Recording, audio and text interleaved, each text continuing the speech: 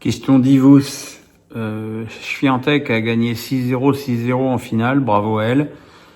Mais n'est-ce pas un sérieux problème pour l'attractivité du tennis féminin, comme en foot féminin où il y a des 9-0, est-ce que ça nuit à l'intérêt du sport collectif féminin? C'est vrai que cette finale, j'allais dire ça a été un long pinsomme, non ça a été un pinsomme mais pas long. Anisimova a été pétrifiée par la finale, je pense aussi qu'elle avait donné beaucoup d'influx pour gagner sa demi-finale contre Sabalenka.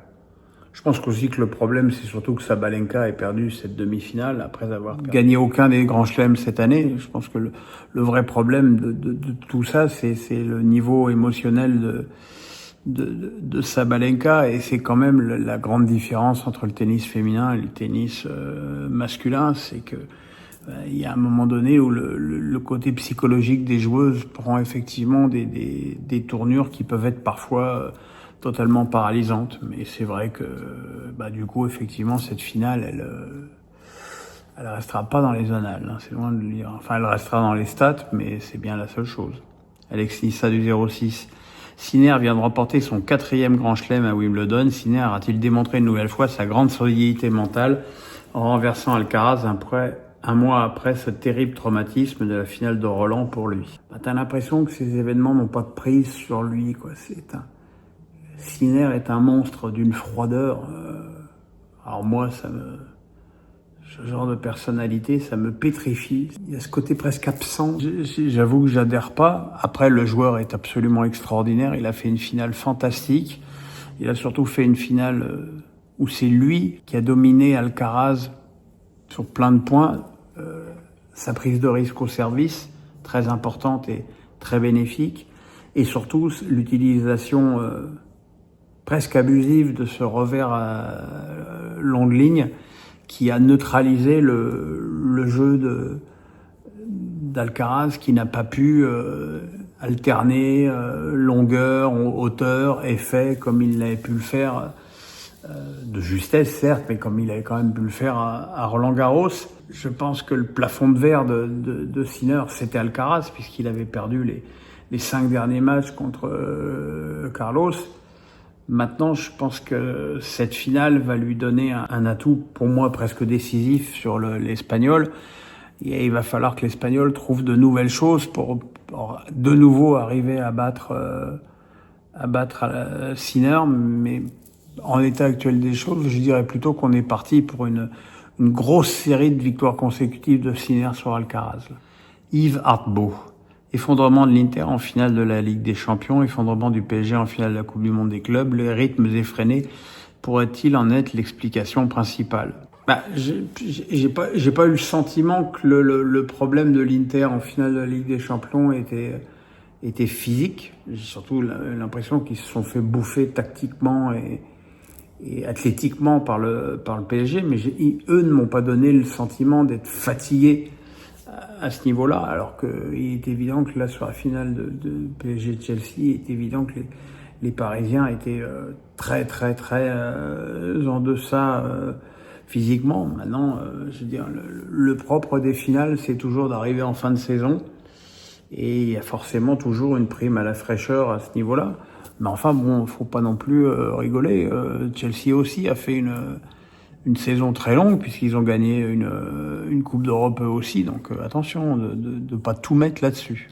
Gaël Gonin, penses-tu qu'Oeren, Zahir, Emery devraient changer de club pour jouer davantage, ou penses-tu qu'il peut arriver au niveau d'un des 3 titulaires du PSG? C'est difficile. Enfin, au moment où il a signé pro, Nasser El Khelaifi a voulu en faire le symbole du club, presque en opposition à Kylian Mbappé. Malheureusement, au fil des semaines et des mois, Warren a perdu sa place, parce que aussi il a affaire à 3 mecs assez exceptionnels au milieu.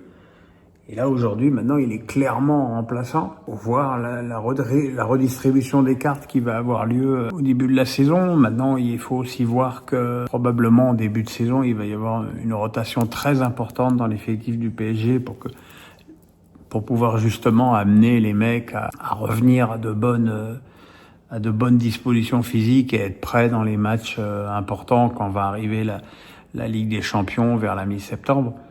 Donc peut-être que Warren aura un temps de jeu très conséquent en début de saison, et voilà, et si à ce moment-là il a sa chance, ce sera à lui de la saisir. Je n'attends jamais. Comment le PSG va-t-il réussir à se remotiver la saison prochaine? N'y a-t-il pas un risque de décompression? Ne vaudrait-il pas mieux renouveler tout de suite l'effectif? Alors je pense que c'est pas du tout dans l'optique des dirigeants parisiens de renouveler cet effectif. Comment arriver à se remotiver? Mais bon, c'est la question de tous les clubs. On n'a jamais demandé pourquoi le Real arrivait à se remotiver pour la Ligue des Champions alors qu'il en avait déjà gagné 14. Jouer la Ligue des Champions, gagner la Ligue des Champions, tous les ans, c'est le même attrait, la même importance pour les joueurs. Donc, et puis bon, je veux dire, le PSG en Ligue 1 n'a plus à démontrer son investissement saison après saison. Même si beaucoup considèrent que c'est la moindre des choses, ils le font, et ils le font quand même avec une vraie conscience professionnelle. Donc, à se remotiver, c'est leur problème. Un risque de décompression, je pense que le seul risque, c'est qu'il y ait des pépins physiques qu'il n'y a absolument pas eu cette saison. C'est vrai que c'est dans tout ce qu'il y a d'exceptionnel dans la saison du PSG cette année, il y a aussi d'avoir fait presque la saison en entier sans réelle blessure, à part Ramos qui a été blessé de façon assez conséquente en début de saison. Sinon, les autres joueurs ont été franchement épargnés toute la saison. C'est quelque chose qui, même avec le même staff, même avec le même sérieux, c'est quelque chose qui peut changer la saison prochaine. Olivier RF. On sait tous que tu apprécies Daniel Riolo, mais penses-tu de son manque flagrant d'honnêteté vis-à-vis du PSG et de Luis Enrique? On l'entend même dire lors de l'after que c'est limite grâce à lui si Paris a changé. Ton avis, s'il te plaît?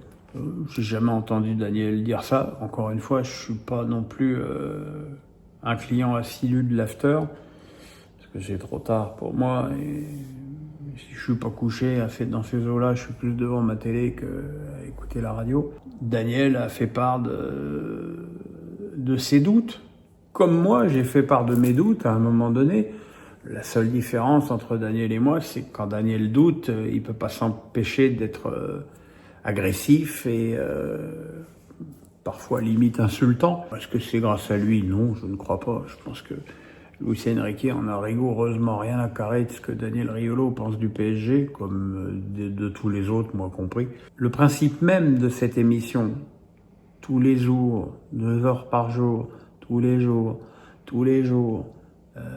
il faut tenir l'auditeur en haleine, il faut avoir des positions extrêmement tranchées et quelque part prendre des risques. Voilà, moi quand je dis que Pogba, j'y crois pas une seule seconde, j'imagine que si Pogba retrouve un super niveau cet automne, il y a des tas de mecs qui vont m'en mettre dans la gueule mes déclarations de cet été. Voilà, c'est le jeu. Effectivement, on peut aussi rien dire et attendre juste les résultats pour s'exprimer. Mais voilà, il y a une sorte de prise de risque qui fait aussi le sel de ce genre d'émission. Voilà les amis, le pouce, la cloche, on s'abonne. Je sais pas trop quand est-ce qu'on se retrouve cette semaine. Voilà, je ferai peut-être une petite vidéo dans la semaine s'il y a quelque chose à raconter. S'il y a rien à raconter, on attendra lundi prochain et le prochain face à Pierrot. Bonne semaine du coup. Bye bye.